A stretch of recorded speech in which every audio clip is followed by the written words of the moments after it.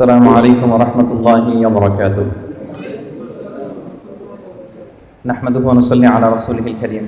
أما بعد فأعوذ بالله من الشيطان الرجيم. بسم الله الرحمن الرحيم. يا أيها الذين آمنوا اذكروا الله ذكرا كثيرا وسبحوه بكرة وأصيلا. صدق الله العظيم. আজকের আলোচনার টপিক হচ্ছে let's nourish our hearts with the remembrance of Allah সুবহানাহু ওয়া তাআলা।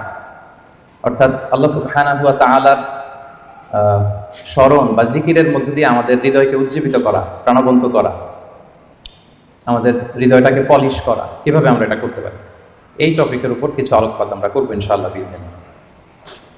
সম্মানিত সুধী, আল্লাহ তাআলার সন্তুষ্টিমূলক যে কোনো বিষয় এটা মনে মনে চিন্তা করা কিংবা মুখ দিয়ে বলা কিংবা কাজে বাস্তবায়ন করা, এটাই বেসিক্যালি যিকরুল্লাহ বা আল্লাহর স্মরণ। আমি আবারও বলছি, আল্লাহ তাআলার সন্তুষ্টিমূলক যে কোনো কিছু মনে মনে চিন্তা করা কিংবা মুখে প্রকাশ করা অথবা কাজে বাস্তবায়ন করা, এটাই হচ্ছে যিকরুল্লাহ বা আল্লাহর স্মরণ, রিমেম্ব্রেন্স অফ আল্লাহ। বিশেষ করে আল্লাহ তাআলার পবিত্র নামগুলো স্মরণ করা। আমরা জানি যে আমাদের দেহকে সতেজ রাখার জন্য, প্রাণবন্ত রাখার জন্য খাবারের প্রয়োজন হয়। ঠিক তেমনিভাবে আমাদের আত্মা বা আমাদের হৃদয়কে সতেজ রাখার জন্য খাবারের প্রয়োজন হয়, আর সেই খাবারটা হচ্ছে যিকরুল্লাহ, আল্লাহর স্মরণ, রিমেম্ব্রেন্স অফ আল্লাহ সুবহানাহু ওয়া তাআলা। এবং রাসূল সাল্লাল্লাহু আলাইহি ওয়াসাল্লাম বলেছেন যে আমাদের দেহের সবচাইতে দামি অঙ্গ হচ্ছে আমাদের এই কলব বা আমাদের হৃদয়। বিষ্ণু সাল্লাল্লাহু আলাইহি ওয়াসাল্লাম বলেন, ইন্না ফিল জাসাদি মুদগাহ ইযা সালুহাত সালুহাল জাসাদু কুল্লু ওয়া ইযা ফাসাদাত ফাসাদাল জাসাদু কুল্লু আলা ওয়া হিয়াল কলব। নিশ্চয়ই তোমাদের দেহে একটি গোশতের টুকরো আছে,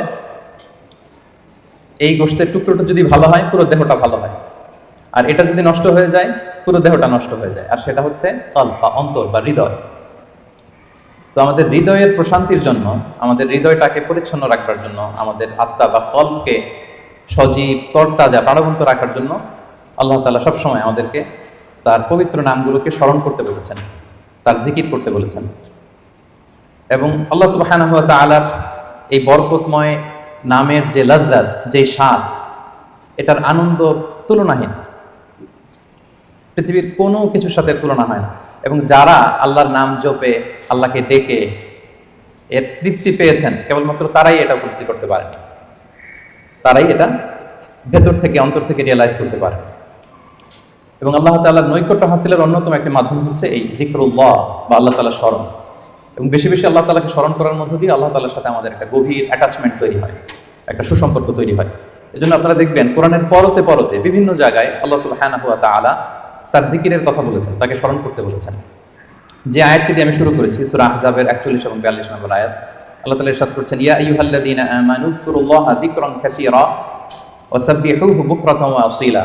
অর্থাৎ ওহে বিশ্বাসীরা, তোমরা বেশি বেশি আল্লাহর জিকির করো বা আল্লাহ তাআলাকে স্মরণ করো, আর সকাল সন্ধ্যা তার পবিত্রতা বা তার মহিমা ঘোষণা করো। বিভিন্ন আয়াতে একই কথা আল্লাহ তাআলা রিপিট করেছেন যে আমাকে বেশি বেশি স্মরণ করো, বেশি বেশি আমার জিকির করো, এবং সকাল সন্ধ্যা আমার পবিত্রতা এবং মহিমা তোমরা ঘোষণা করো। এবং বিষ্ণু ইসা ইসলাম বিভিন্ন হাদিসে তিনি বলেছেন যে আলাইকুম বিযিকরিল্লাহ, তোমাদের উচিত বেশি বেশি আল্লাহ তাআলাকে স্মরণ করা। এক লোক রাসূল সাল্লাল্লাহু আলাইহি ওয়াসাল্লামকে বলল, ইয়া রাসূলুল্লাহ, ইন্না শারাইআল ইসলামি কদ কাসুরাত আলাইয়া, ইসলামের বিধান তো অনেক, তো এত বিধানের মধ্যে থেকে আমি কোনটা পালন করব? ফা আখবিরনি বিশাইইন আতাশাব্বাসু বিহি, আপনি একটা আমাকে বলে দেন যেটা আমি আঁকড়ে ধরে থাকি, সবসময় করবো এটা, এরকম একটা বলেন। তখন রাসূল সাল্লাল্লাহু আলাইহি ওয়াসাল্লাম বললেন যে লা ইয়াযালু লিসানুকা রাতাবান মিন যিকরিল্লাহ, তুমি যদি একটা সাজেশন চাও তাহলে আমি বলবো যে তোমার জিহ্বাটা যেন সবসময় আল্লাহর জিকিরে সিক্ত থাকে। সবসময় তোমার জিহ্বাকে, তোমার লিসানকে, তোমার জবানকে আল্লাহর জিকির দিয়ে তুমি সিক্ত রাখো। অলওয়েজ কিপ ইউ টান moist with the remembrance of Allah সুবহানাহু ওয়া তাআলা, আল্লাহর জিকিরে, আল্লাহর স্মরণে তোমার জিহ্বাটাকে সিক্ত রাখো। তো তার মানে কোরআনের আয়াত এবং রাসূল সাল্লাল্লাহু আলাইহি ওয়াসাল্লামের মুখনিসৃত হাদিস থেকে আমরা বুঝতে পারলাম যে আমাদের সবসময় আল্লাহ তাআলাকে খুব বেশি বেশি স্মরণ করা উচিত।